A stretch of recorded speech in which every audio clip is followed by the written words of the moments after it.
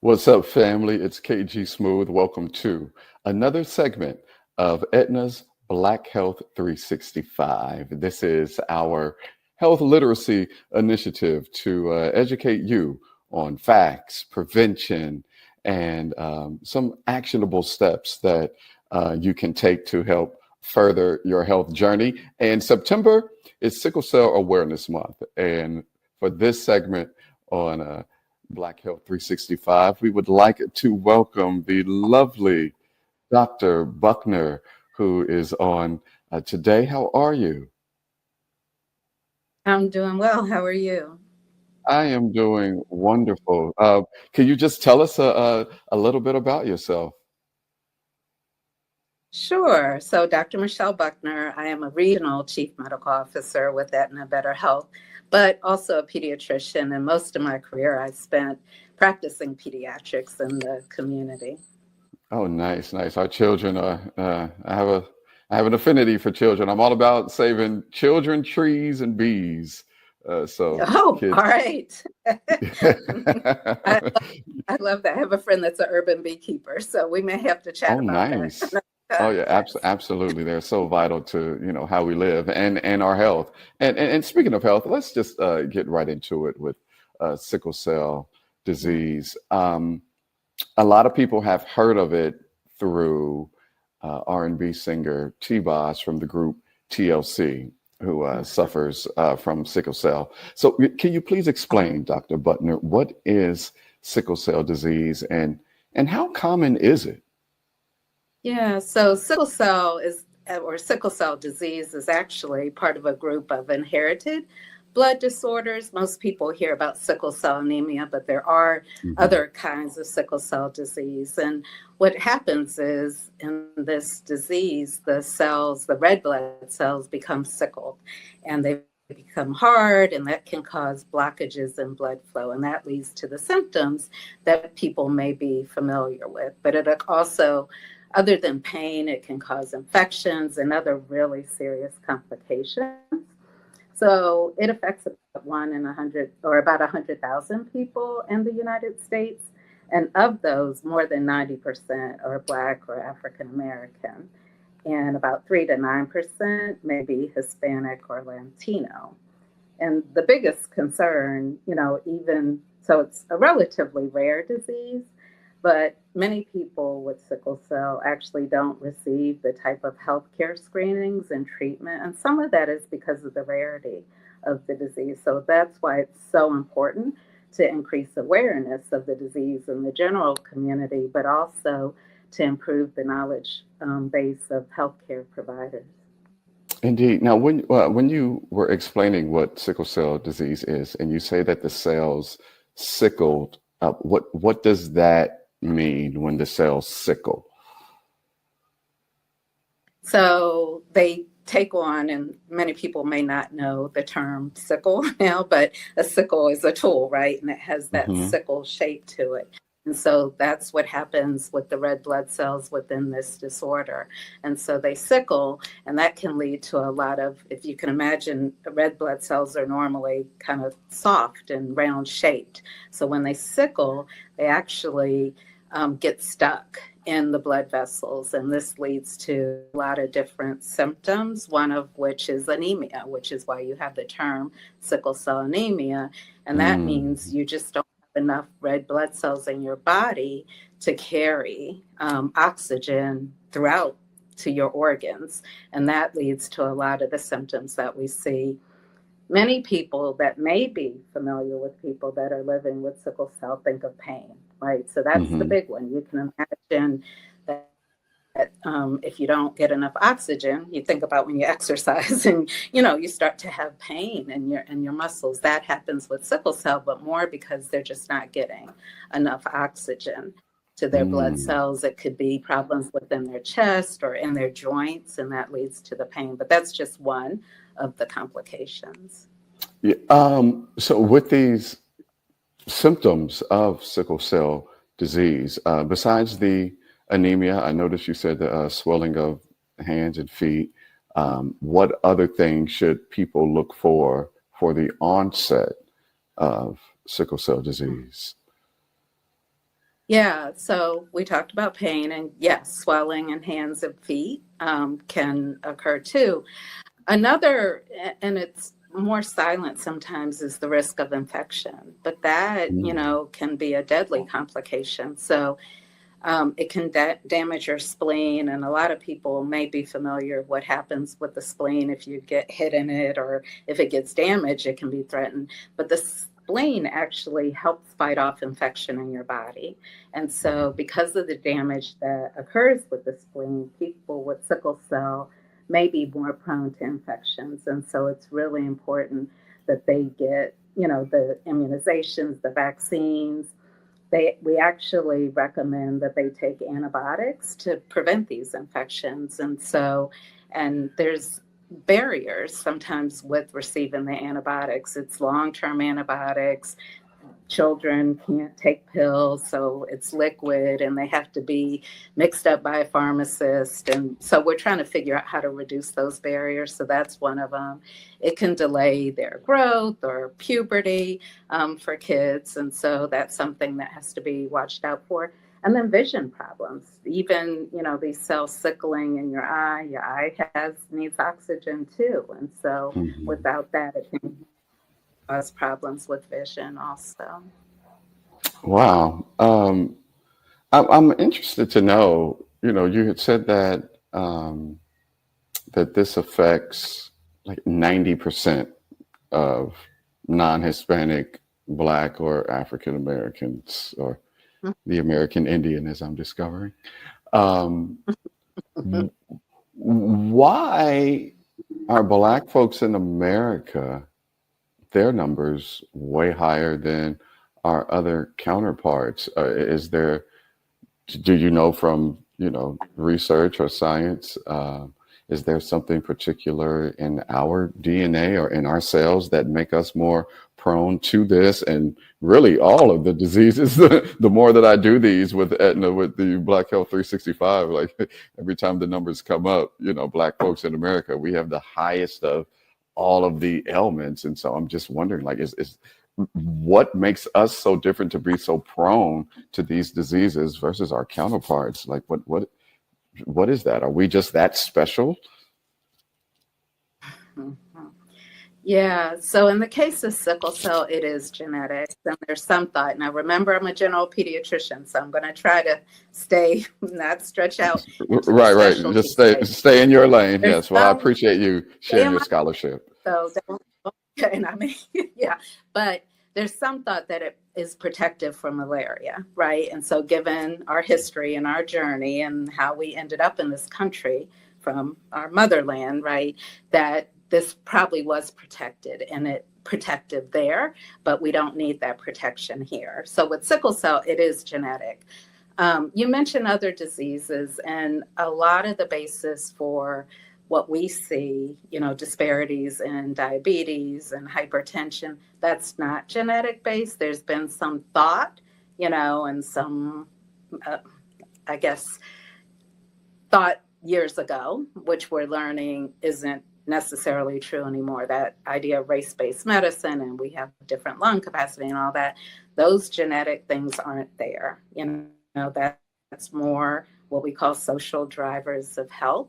And so that probably is a discussion for another day. But for sickle cell, this is genetic and it just has to do with our origins and we're passing it on person to person or to our children.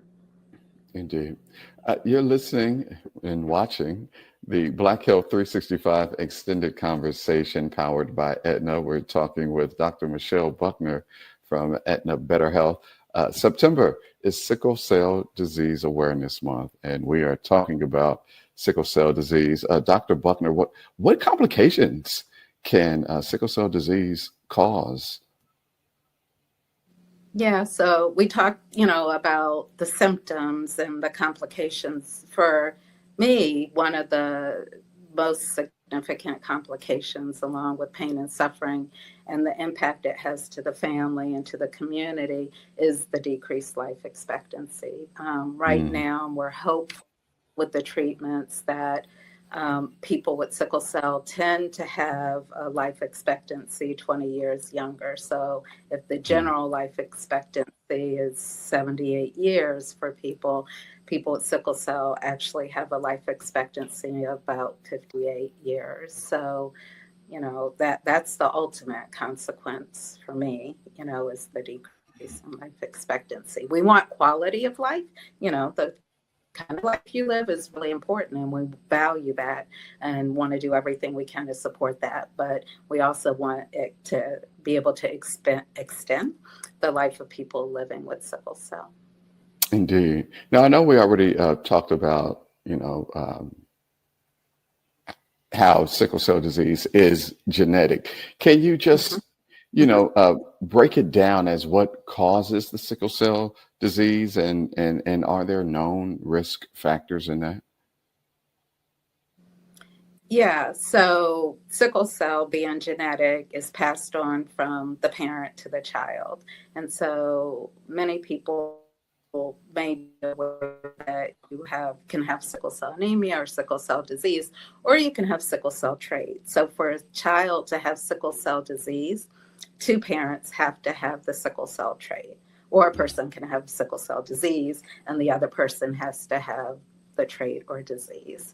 And so both parents pass the gene to the child. Now, not every child that they have will have sickle cell anemia, but it's a risk for every child. And so it gets passed to the baby. So many times the parent may just have the trait. So they haven't had complications. This is Mm-hmm. new to them. The idea of sickle cell, it may be in their family, so they may know people, but that's how it's passed. And so that's the risk, is whether or not you have trait. So it's really important to know your trait status. Do you actually have sickle cell trait? So, is there difference in symptoms and complications between sickle cell anemia and sickle cell disease? Yeah, most people with sickle cell trait will not have um, complications. So there had been information. This is why it's really important to stay up to date with sickle cell. So when I initially trained, the thought was if you have sickle cell trait, you won't have any risk. And then there were studies that came out that suggested that you could have an increased risk of sudden death as an athlete. So it was really important to know for athletics. Well, that may be disproven now according to the literature. But in general, most people with sickle cell trait don't have symptoms, but it is important, to maintain hydration status and eat a healthy diet just in general, right? So taking care of yourself, regardless of any, sickle cell risk is really important because medicine is always evolving. That's the beauty of it. It's science based and we learn more and more each day around sickle trait and sickle cell disease. But Mm. if you have sickle cell trait and you haven't been tested, you probably will never know that you actually have the trait. Mm. Okay. And so, um, how is sickle cell disease normally diagnosed? And should Mhm. people like ask to take these tests when they go, to their PCP for their, annual physical, or what tests should people expect when they go to ask, or if they have it? Yeah. So the beautiful part of this, for decades, sickle cell screening has been part of newborn screening. So in every it's mandated. When Okay. your baby's born and in the nursery, and you may know this occurs or you may not, we stick the baby's heel and gather blood drops to test for many genetic diseases, especially if there's something we should do to monitor them or treat them. And so sickle cell is one of the things that we test for. And so often, if the test is negative, a doctor may not share with you that, you had this test and everything was fine. If the test was positive for sickle cell trait, then the doctor should actually share that with you, or your provider should share that with you. Um, if you see one doctor in the hospital and then you see a pediatrician or a family medicine doc and you go on, sometimes that may not have been communicated if you're not with the same provider. And Hmm. so if you don't know, ask. My baby was Right. tested, or say you move from state to state. It's just something that's good to ask about, but it's very, very likely that that test was performed and the results are known. Mhm. Now, so what do individuals with sickle cell disease or sickle cell anemia, how do they manage the symptoms of sickle cell? Yeah, so, we talked about just general lifestyle support. So, maintaining nutrition, maintaining hydration. So, that is Hydration. something, Hmm. yeah, we should all think about every day. And rest and not stressing yourself, because with any chronic condition, lifestyle is the first layer of management. Hmm. And then with sickle cell, we're fortunate that we have medication. So I mentioned the antibiotics.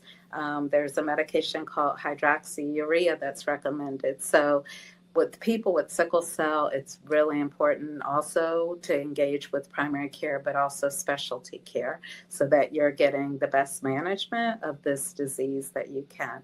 And so we also recommend a simpler, it's like ultrasound or transcranial Doppler to look for stroke risk. Like that's a newer, evolving science. And that, it's painless, it's no risk, but it can detect the risk of stroke. And so it's really important because there are things we can do like blood transfusions to reduce the risk of stroke. And so that's why one, being a self advocate for your family, for your child, for yourself, to say, what does current medicine suggest for my Hmm. treatment? And this is for everything, Hmm. to make sure that you're advocating to get what you need. And if there's barriers like transportation or working around a work schedule, all of those life things that happen, those are things that we, especially. For us as even an insurance provider, try to figure out like, why aren't people getting these tests done? Why aren't they getting their medicine? How can we make that better? How can we reduce those barriers? But for me, the thing I recommend always as a physician is you got to be your own self advocate, and you've got to sort of Absolutely. sometimes demand, right? Do your research, ask the right questions, or if you don't know the right questions, ask questions, right? And look for supports out there. Absolutely. And speaking of that, does Aetna and CVS Health offer resources or support for individuals with sickle cell disease? Yeah, we do. We have our CVS, we have our minute clinics that are out there.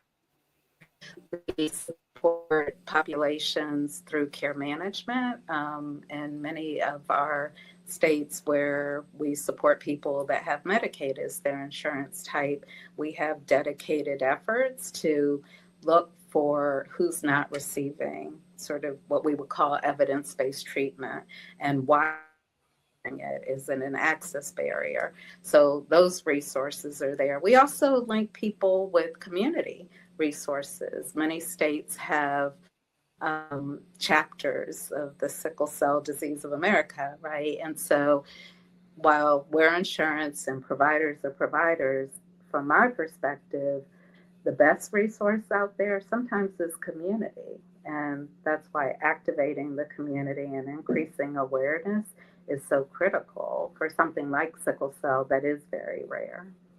Indeed. Well, thank you all over at Aetna and CVS Health for all that you do. I truly believe that these Black Health 365 extended conversations are really helping our community more and to just be more cognizant of what their body is doing and saying and telling them. And hopefully that these conversations will help ease their apprehension to go get checked out when something is wrong. So thank you, Dr. Michelle Bucknor, for sharing your scholarship with us today. Yeah, thank you for the opportunity to increase the awareness. Indeed. And so you all can log on to cbshealth.com to learn more about sickle cell disease and do something good for the month of September, as it is Sickle Cell Disease Awareness Month. So once again, thank you, Dr. Bucknor, and thank you to everyone who is listening and watching. This has been Black Health 365 Extended Conversations powered by Aetna. And I'm KG Smooth, and we will see you on the radio.